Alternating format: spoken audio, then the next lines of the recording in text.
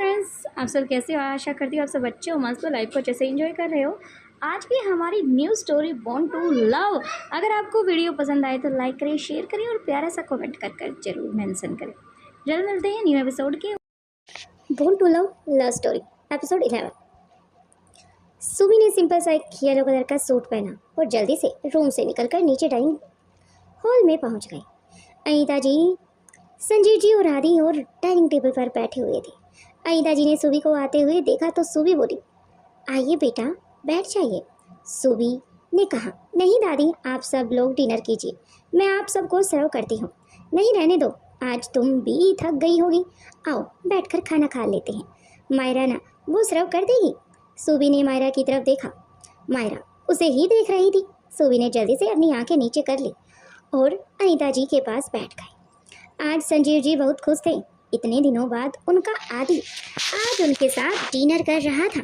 उन्हें भी लगने लगा था शायद अनीता जी ने ठीक ही किया है आदि और सुबी की शादी कराकर। संजीव जी सुबी से बोले, अरे आज तो हमारी सुबी एकदम चुप बैठी है, क्या हुआ?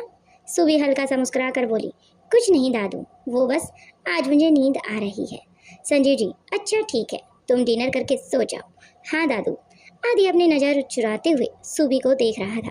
वह अपने दादाजी को सुबी से इस तरह से दुर्बल, इतनी फ्रेंडली बात करते हुए देखते हुए तो अपने मन ही मन सोचने लगता है कि दादू कितने नॉर्मल इससे बात कर रहे हैं। लगता है दादी और दादी दोनों इसको बहुत अच्छे से जानते हैं, पर पता नहीं ये दादू के कौन से फ्रेंड की बेटी है जिसे मैं नहीं जानता। फिर शायद दादी के किसी फ्रेंड की जो हो सकती है। वह अपने मन में विचार बनाने लग गया। वहीं डिनर होने के बाद आदि अपने रूम में चला जाता है। सुबी दादी के रूम से उनके साथ चली जाती है। काफ़ी देर दादी बातें करने के बाद अनीता जी कहती हैं, बाहर तो तुम कह रही थी मुझे नींद आ रही है और अब देखो कितनी बातें कर रही हो। अरे दादी, अब क्या करूँ मैं? पहले आ रही थी मुझे नींद, अब नहीं आ रही, इसलिए मैं आपसे बात कर रही हूँ। अनीता जी मुस्कुरा दी और बोली, अच्छा, पर देखो रात के करीब 10 बज चुके हैं, अब जाओ, तुम भी जाकर सो जाना चाहिए। दादी, पर मेरा मन नहीं कर रहा, मैं अभी सोना नहीं चाहती। तभी संजीव जी अंदर आते हैं और सुबी से कहते हैं, अगर तुम जाकर नहीं सोने वाली तो तुम्हारी दादी भी नहीं सोएगी, और अगर सही समय पर दादी नहीं सोई तो अगर ये सही समय पर ऐसे ही जगती रही, तुम्हारे साथ बातें करती रही, इसलिए उनकी तबीयत खराब हो जाएगी, इसलिए तुम भी सो जाओ। अब बाकी बातें सुबह कर लेना। ठीक है दादू। इतना बोलकर सुबी वहाँ से अनीता जी के रूम से चली गई। वह अपने रूम की तरफ जाने लगी। आज उसका अपने रूम में जाने का बिल्कुल मन नहीं कर रहा था। वह बार बार यही सोच रही थी कि कैसे जाया जाए। आदि ने उसको दोबारा किस कर लिया तो? ये सब सोचते हुए वह धीमे धीमे कदमों से अपने रूम की तरफ बढ़ती जा रही थी। फिर रूम के पास पहुंचकर चुपचाप अपने रूम का दरवाज़ा खोलती है तो देखती है बेड पर कोई नहीं था। सुबी मन ही मन सोचती है, लगता है ये नहीं है रूम में, मैं जल्दी से जाकर सो जाती हूँ। इतना सोचते ही सुबी ने जल्दी से अपना दुपट्टा निकाल कर साइड में सोफे पर रखा और बेड पर चढ़ गई और जल्दी से डुएट ओढ़ कर लौट गई। इधर अनीता जी और संजीव जी बैठकर बातें कर रहे थे। तभी अनीता जी बोली, मैंने सुबी का एडमिशन करा दिया है कॉलेज में, परसों से वह कॉलेज जा रही है। ये काम तुमने बहुत अच्छा किया, कम से कम आप बेचारी बच्ची घर में बोर नहीं होगी। हाँ, ज़रूरी भी था। उसकी यूजी कंप्लीट होने वाली है। मैं चाहती हूँ वह अपनी आगे की पढ़ाई जारी रखे। वह तो कभी नहीं कहेगी मेरा एडमिशन करा दो, क्योंकि उसका तो पढ़ने में बिल्कुल मन नहीं है। संजीव जी हंसते हुए बोले, हाँ मुझे पता है, वह पढ़ाई से बड़ी दूर भागती है, पर यह सब ज़रूरी है। हाँ, इसके लिए एक सरप्राइज़ भी तैयार किया है मैंने। अच्छा, वो क्या है? अब जब आपको पता चलेगा तब आपको ही पता चलेगा। वही सुबी काफ़ी देर से सोने की कोशिश कर रही थी, पर आज दिन भर सोने की वजह से सो नहीं पा रही थी। उसने अपना कंबल अपने सिर से हटाया और बैठ गई। दादी बोल रही थी कि मैं थक गई होंगी। क्या थक गई होंगी? कुछ काम ही नहीं किया, पर हाँ, मैं वाकई में थक गई हूँ आज दिन भर सो के।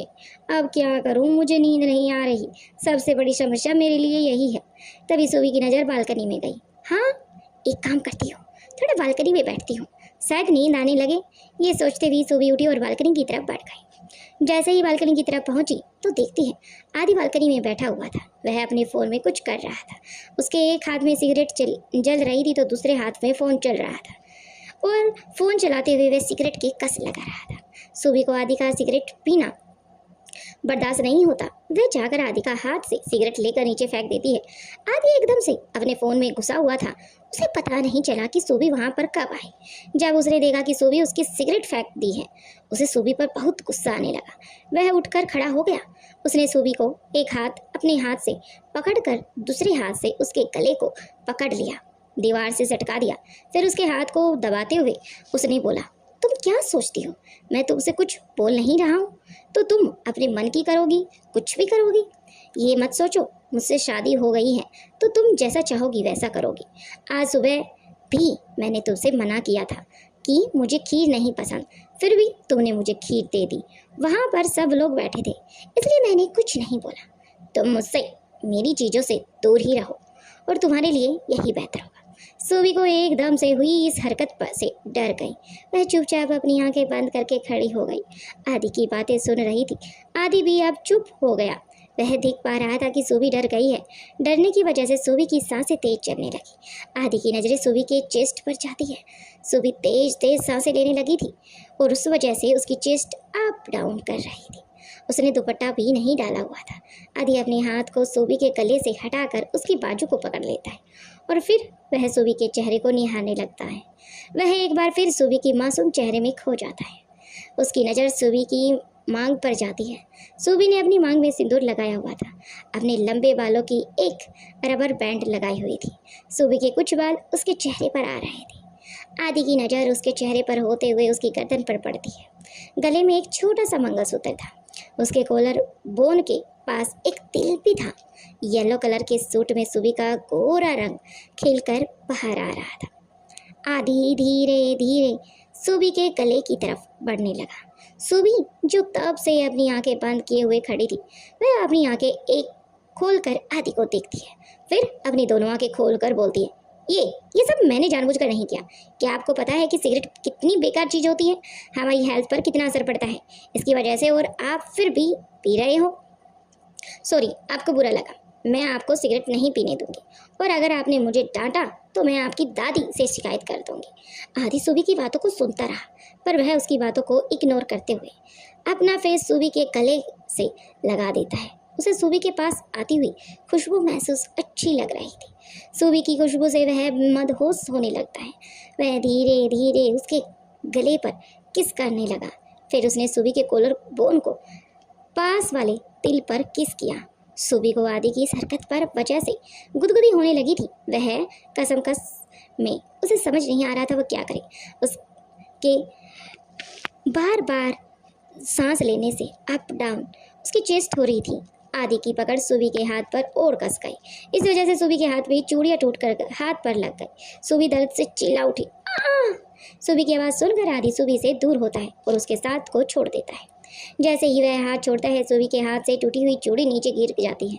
सूबी की आंखों से आंसू छलक उठते हैं और रोते हुए आदि से बोलती है, ये आपने जानबूझकर किया है ना, क्योंकि मैंने आपको सिगरेट नहीं पीने दी। आप बहुत बुरे हो। सूबी ने आदि को धक्का दिया और वह अंदर चली गई। आदि सूबी को ऐसे रोता हुआ देखता है तो उसे बहुत बुरा लगता है। वह जल्दी से सूबी के पीछे पीछे अंदर आता है। सूबी ड्रेसिंग टेबल के पास खड़े होकर रोते हुए वहाँ आसपास कुछ ढूंढ रही थी। आदि उसके पास जाता है और उसे कहता है, इधर आओ, खून बह रहा है, मैं दवाई लगा देता हूँ। नहीं, मुझे नहीं लगवानी आपसे, मैं खुद लगा लूँगी, आप मुझसे दूर रहो। मायरा दीदी सही कहती हैं आपके बारे में, आप बहुत खड़ूस हो। You are so bad. मैं बस एक सिगरेट ही तो ली थी आपसे, उसके पीछे आपने मेरे हाथों की चूड़ियाँ चुबा दी। अब मैं आपसे बात नहीं करूँगी। सूबी हक से हाथ खून बहता जा रहा था और वह मान ही नहीं रही थी। आदि थोड़ा झुकता है और उसे एक झटके से अपनी बाहों में उठा लेता है। छोटी सी सूबी आदि की बाहों में एकदम से बच्ची लग रही थी। आदि के ऐसे सूबी को अपनी गोद में उठाने की वजह से वह अपनी आंखें बंद कर लेती है और चिल्लाते हुए आदि से कहती है, प्लीज़ मुझे नीचे उतारो, मैं आपसे कुछ भी नहीं कहूँगी। मुझे बालकनी से नीचे मत फेंकना, मैं कुछ भी नहीं कहूँगी। एकदम चुप रहोगी। आदि ने सूबी को इग्नोर करते हुए उसे बेड पर बिठा देता है। सूबी अब अपनी आंखें खोलती है और फिर कहती है, एकदम पागल हो आप मुझे डरा ही दिया और फिर चिल्लाते हुए कहती है, और आपने मुझे क्यों उठाया? आदि सूबी को आंख दिखाते हुए बोलता है, शट अप, एकदम चुप, और अगर यहाँ से हिली ना तो मुझसे बुरा कोई नहीं होगा। आदि वहाँ से चला जाता है और थोड़ी देर बाद वापस आता है। उसके हाथ में एक फर्स्ट एड किट थी। वह बेड पर बैठ जाता है और सूबी के जहाँ से खून प्रवाहित हो रहा था उसे साफ करने लगता है। सूबी के हाथ को पकड़ लेता है और उसके बेल्ट को साफ करने के बाद सूबी दर्द की वजह से करा उठती है और आदि की टी शर्ट को टाइट पकड़ लेती है। आदि सूबी की चोट पर दवा लगाकर बैंडेज बांध देता है। आदि फर्स्ट एड किट को साइड में वहीं टेबल पर रख देता है और उठकर अपनी साइड जाता है। सो जाओ। हाँ ठीक है, आपको ज़्यादा दिखाने की ज़रूरत नहीं है। आप मेरी कितनी केयर करते हैं। आप नींद कैसे आएगी? मुझे इतना दर्द जो दिया है, और कितने बेकार हो ना। मुझे आपकी वजह से चोट लग गई है और एक बार भी सॉरी नहीं बोला। खड़ूस कहीं का। एक सॉरी बोलने से तुम्हें क्या परेशानी है? आदि सूबी की तरफ से पीट करके लेट जाता है। सूबी लेट जाती है पर उसको अभी नींद नहीं आ रही थी। वह आदि की तरफ उठकर उसे देखने लगती है। तभी आदि उसकी साइड पलट जाता है। इस वजह से सूबी एकदम से शॉक हो जाती है और अपनी आंखें बड़ी कर लेती है। फिर बोलती है, वो मैं देख रही थी कि आप सो गए हो या नहीं। मुझे नींद नहीं आ रही। और तुम चाहती क्या हो? मैं कल की तरह तुमसे जाग कर बातें करूं? फिर तुम मना कर दोगी, नहीं मुझे बात नहीं करनी, और तुम फिर सो जाओगी और मैं फिर रात भर जागता रहूँगा। अगर आप तुम कुछ बोली ना, मैं तुम्हें सच में बालकनी से नीचे फेंक दूंगा। क्या? नहीं, मैं तो मजाक कर रही थी। मुझे बहुत नींद आ रही है, मैं सोना जा रही हूँ। सूबी लेट जाती है और आदि को सूबी को देखते हुए हंसी आ रही थी, पर वह कंट्रोल करके वापस लेट जाता है। आदि अब सूबी की तरफ अपना चेहरा करके लेटा हुआ था। वह सूबी के चेहरे को देख रहा था। सूबी को अब भी नींद नहीं आ रही थी, इसलिए वह अपनी एक आंख खोलकर आदि को देख रही थी। जैसे ही देखती वो पाती कि आदि पहले से ही उसे देख रहा है। वह जल्दी से अपनी आंखें बंद कर लेती। तभी अचानक झटके से आदि उसे अपनी तरफ खींच लेता है। क्या कर रही हो तुम? तुम्हें नींद नहीं आ रही ना? तो चलो कुछ करते हैं। अच्छा क्या करें? क्या करने वाले हो आप? सूबी खुश होते हुए पूछती है। आराम से बैठ जाती है, मानो जिस बच्चे को नींद नहीं आती और अचानक से उसकी चोरी पकड़ी जाती है और उससे पूछा जाता है, बिल्कुल वैसे ही रिएक्ट। आदि के चेहरे पर सैतानी मुस्कान आ जाती है। वह सूबी से बोलता है, अच्छा चलो मैं तुम्हें किस करता हूँ। क्या? आप बहुत बुरे हो। बस आपको किस के अलावा कुछ आता ही नहीं है। आप बालकनी में मुझे गले कर किस क्यों करने वाले थे? आदि कुछ नहीं बोलता, वह बस सूबी को देखता रहा। सूबी की हरकतें उसे बहुत क्यूट लग रही थी। वह पहली लड़की थी जो आदि से इतनी बातें कर पा रही थी, वरना आदि के सामने इतना ज़्यादा बोलना किसी के बस की बात नहीं थी। बोलिए, चुप क्यों है? आदि सूबी की ओर पास जाता है और उसके सीने पर सिर रख कर उसके गले लग जाता है। क्या हुआ? आपको सो जाओ, मुझे नींद आ रही है, कल बातें करेंगे। आदि सूबी से बोलता है। बोल तो ऐसे रहे थे जैसे आप मुझे से बहुत सारी बातें करोगे। अच्छा पहले आप हटिए तो सही, अपनी साइड पर सो जाओ, मैं कोई पिल्लो थोड़ी ना हूँ। आदि अपना सिर उठाकर सूबी को घूरने लगता है। आदि के ऐसे करने से वजह से सूबी उसे बोली, ठीक है आप ऐसे ही सो जाए, मैं आप कुछ नहीं बोलूँगी, पर ऐसे घूरना मत। आदि दोबारा से सूबी के गले लग कर लेट जाता है। वह सूबी की हार्ट बीट क्लियर सुन रहा था। उसने सूबी के हाथ को अपने हाथ में लिया। सूबी से बोला, अभी भी पेन हो रहा है क्या? हाँ थोड़ा सा, सूबी दबी हुई आवाज में बोली। सूबी की आदि के इतनी नज़दीक होने की वजह से अपनी बॉडी में अब अलग सा झंझनाट महसूस हो रहा था। आदि सूबी के गले लगे हुए ही सूबी की खुशबू को पूरी तरह से खो चुका था। वह अपने मन में सोच रहा था, कितना सुकून है इसकी बाहों में, पता नहीं क्यों चाहते हुए भी इसकी तरफ खींचा चला जाता हूँ। आदि को महसूस हुआ कि सूबी जो सो चुकी है। वह सूबी के चेहरे को निहारने लगता है, फिर थोड़ा ऊपर उठकर सूबी के माथे पर चूम लेता है और फिर वापस सूबी के गले लग जाता है और सोने की कोशिश करने लगता है। थोड़ी देर बाद आदि भी नींद के आगोश में चला जाता है। आई होप आपको ये एपिसोड अच्छा लगा हो। अगर आपको अच्छा लगा तो प्लीज़ लाइक करें, शेयर करें, कमेंट करें। Thank you. जल्द मिलते हैं न्यू एपिसोड के साथ।